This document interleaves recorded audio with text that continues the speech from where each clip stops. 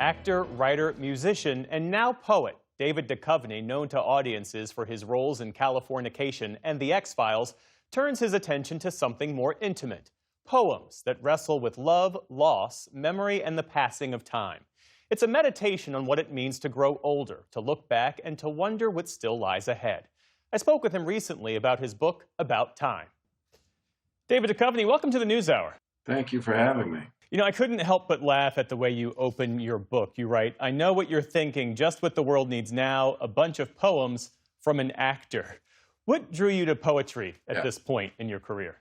Well, I've been writing poems my whole life, really, and just stuffing them in drawers. And so this collection really represents probably at least 20, 25 years of just writing poems when they come to me. The preponderance of the poems are more recent, but there's some old ones in there. So it's just something that I've always done and been interested in. And you also say that poetry is not useful, and that's exactly why we need it. Why? Well, you know, this idea of use or utility is it's interesting to me, and especially educationally.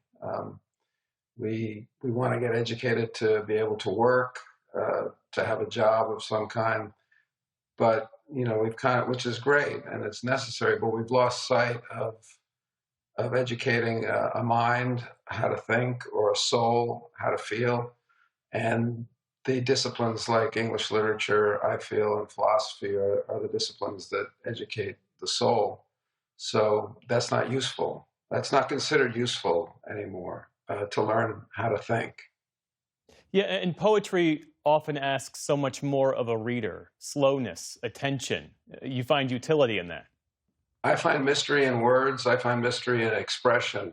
And the more mysterious you can make your words, not intentionally, but just because it's so difficult to put your finger on the deepest truths and the deepest emotions that we have, then the truer that it is. So the mystery that you're talking about, I think, is inherent in the poetic enterprise, which is, how do I say what can't be said? What are the central themes that tie this book of poetry together? Like I said, they encompass like 20 years of my life. So there's the death of parents. It's not going to sound like a real joyride when I go over it, I think.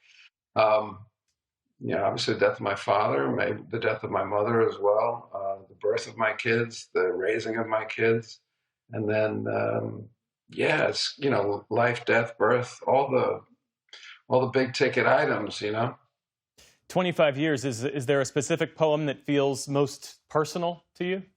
They're all very personal, but to me, that's not the allure, is not what is personal to me. What the allure of writing a good poem is, how can I make what's personal to me personal to you? How can I write something so personal objectively enough so that you feel like it's about you? There are poems that are more, in this collection, more tied to times in my life, maybe that feel more emotional to me, like the birth of my children, or when they were young, and trying to figure out, how do I teach them? How do I reach them? How do I raise them? There's Carbon Canyon, that poem, which I like very much, which is where I'm walking with my daughter, who's about 3 or 4 years old, and we come across a carcass of a field mouse and start talking about life and death. Being a young father, I think, oh, this is a great opportunity for me to teach her about death and impermanence and all those things.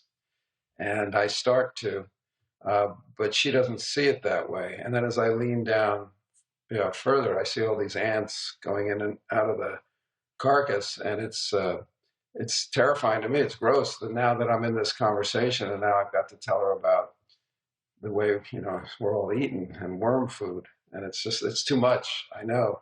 And so I go to take her away from the spectacle of it, and the end of the poem goes, she says, "Daddy, look, the ants, there's so many of them." I say, "Yes, I see. Maybe we should let the mouse sleep. Let her sleep." I take her hand to lead her, though I don't know where. I know I am blind and unprepared, a child leading a child, and the little one stops and smiles and points back to the carnage. "No, the ants, Daddy, the ants. Look how much they love her." How does your creative process in writing poetry differ from writing novels or music, which you've done, screenplays, even acting? Poems, I mean, ideas come from anywhere and they kind of announce themselves, and it's up to the maker to figure out what's the form, what's the best form for that thing, that idea, that feeling that came. So that's something I'll ask myself. Like some big ideas are like plot ideas, and I'm like, oh, that's a movie or that's a novel. Some smaller ideas are just thoughts or feelings or even a phrase, a turn of phrase that catches me, and I'll go, well, that's a poem or a song. You know, that's it's like a strobe light. It's just one moment. It's not an epic poem. It's not the Iliad or the Odyssey. It's really just a small shot in the dark. Having written these poems over the last nearly 3 decades, what has it taught you about yourself? That I keep trying to figure certain things out. I think in the introduction I say, you know, a poem is very optimistic because it's setting out to say something that can't be said and hoping that maybe this time I'm going to say it right. So I think I remain kind of committed to seeking and committed to try to say things right or to try to figure out myself or the world around me. So I would say that, you know, maybe I don't appear to be the greatest optimist in the way I present myself, but I would say that the fact that I continue to write poetry or believe in it is optimistic. The book is About Time by David Duchovny. Thanks so much for speaking with us. We appreciate it. I appreciate it. Thank you.